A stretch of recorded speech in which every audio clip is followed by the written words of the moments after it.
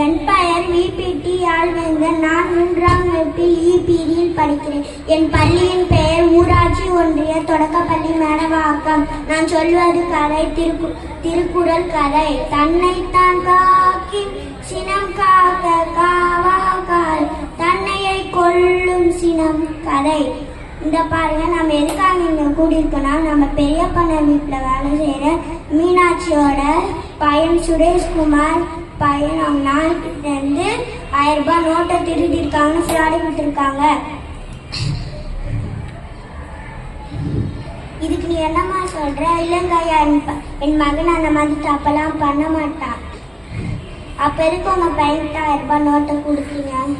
நாங்கள் அங்கே என்ன நடந்தது கொஞ்சம் தெளிவாக சொல்லு. ஐயா, நான் புத்தகம் படிச்சிருக்கும் போது அம்மா எனக்கு வேலைக்காரங்க அம்மா எனக்கு டீ கொடுத்தாங்க.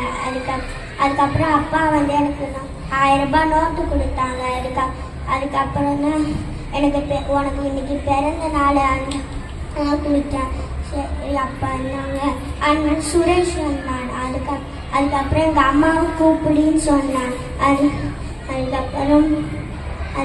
அதுக்கப்புறமா நான் போய் எங்கள் அம்மாவை கூப்பிட்டு வந்தேன்.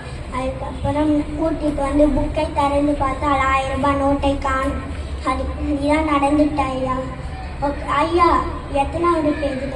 26ஆம் பேஜ், 27ஆம் பேஜில் ஐயா. 24ஆம் பேஜும் 25ஆம் பேஜும் ஒரே தாள் ஐயா. அப்போ எப்படி இருக்கும்?